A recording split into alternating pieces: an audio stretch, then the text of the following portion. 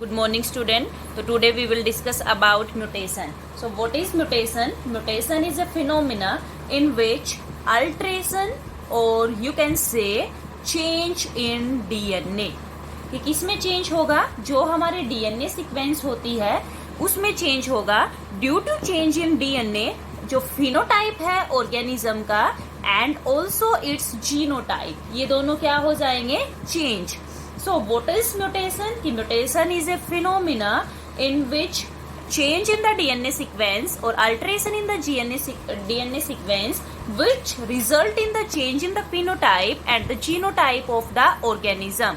Oh, so this is the mutation. And you already heard about recombination. Okay, तो what is recombination? हमने किया था कि crossing over के बाद, हाइब्रिडाइजेशन के बाद जो रिजल्ट बनता है दैट आर द रिकॉम्बिनेंट. तो इस रिकॉम्बिनेशन की वजह से क्या आती है? वेरिएशन.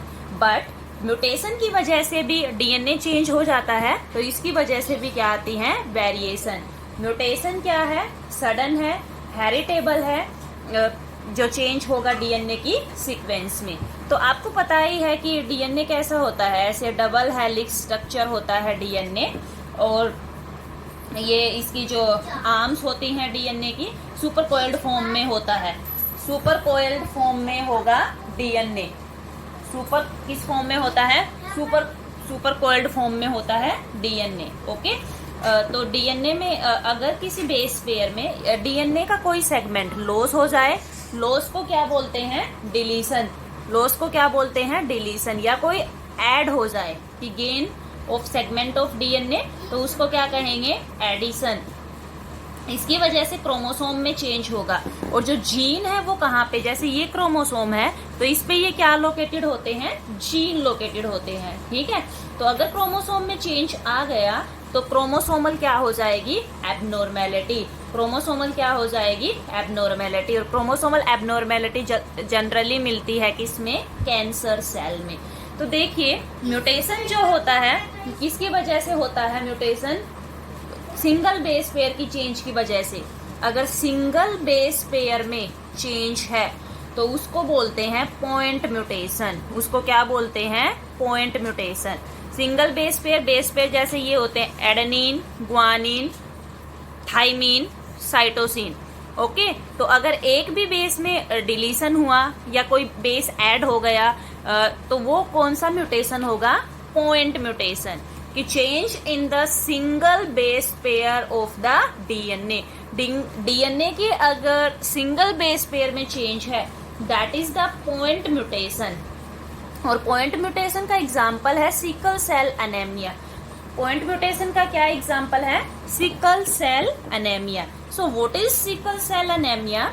सिकल सेल एनेमिया के केस में क्या होता है कि ग्लूटामिक एसिड है, जो कौन सा एसिड? ग्लूटामिक एसिड किससे रिप्लेस हो जाता है? वैलिन से. किससे रिप्लेस हो जाता है? तो ये किसका एग्जाम्पल है? पॉइंट म्यूटेशन का. अब हम सेकंड जो लेंगे वो हमारा म्यूटेशन का टाइप है फ्रेम शिफ्ट म्यूटेशन. कौन सा म्यूटेशन है? Frame shift mutation. तो इसमें क्या होता है कि जो डिलीशन होगा या फिर जो एडिशन होगा वो क्या होगा? मोर बेस पेयर का होता है. उसमें तो अब पॉइंट आउट कर रखा, पॉइंट म्यूटेशन में यही फर्क है इन दोनों में. पॉइंट म्यूटेशन में सिंगल बेस पेयर में चेंज होगा, और इसमें जो हम कौन सा कर रहे हैं? Frame shift mutation. इसमें बेस पेयर में नंबर ऑफ जो बेस पेयर हैं इनमें क्या हो जाता है? चेंज. तो इसको क्या बोलते हैं? Frame shift. I hope so कि आपको इनमें डिफरेंस समझ में आ गया होगा. पॉइंट म्यूटेशन में तो सिंगल चेंज होता है बेस पेयर में, एक ही बेस पेयर में चेंज होता है. सिकल सेल एनीमिया हमने एग्जाम्पल किया. फ्रेम शिफ्ट में कि ज्यादा बेस पेयर में क्या हो जाता है? चेंज, जो हम नेक्स्ट चैप्टर में करेंगे. तो म्यूटेशन जो है इसका मैकेनिज्म ये बहुत लेवल पे हो सकता है. म्यूटेशन इसके लिए फिजिकल एजेंट रिस्पॉन्सिबल हो सकते हैं, इसके लिए केमिकल एजेंट रिस्पॉन्सिबल हो सकते हैं, बायोलॉजिकल एजेंट रिस्पॉन्सिबल हो सकते हैं. तो जो म्यूटेशन कोज करते हैं उनको क्या बोलते हैं? म्यूटाजन. जो म्यूटेशन कोज करते हैं, म्यूटेशन कोजिंग एजेंट को क्या बोलते हैं? म्यूटाजन. ओके, तो फिजिकल फैक्टर में जैसे यूवी रेज हैं, फिजिकल फैक्टर में क्या होगा, यूवी रेज है, अल्ट्रा वायलेट रेज है, वो क्या है, एक म्यूटाजन है। केमिकल भी ऐसे म्यूटाजन है, केमिकल भी ऐसे म्यूटाजन है। बायोलॉजिकल म्यूटाजन जैसे ओंकोजीन है, वो कैंसर कोज करते हैं। तो this is all about mutation. Thank you.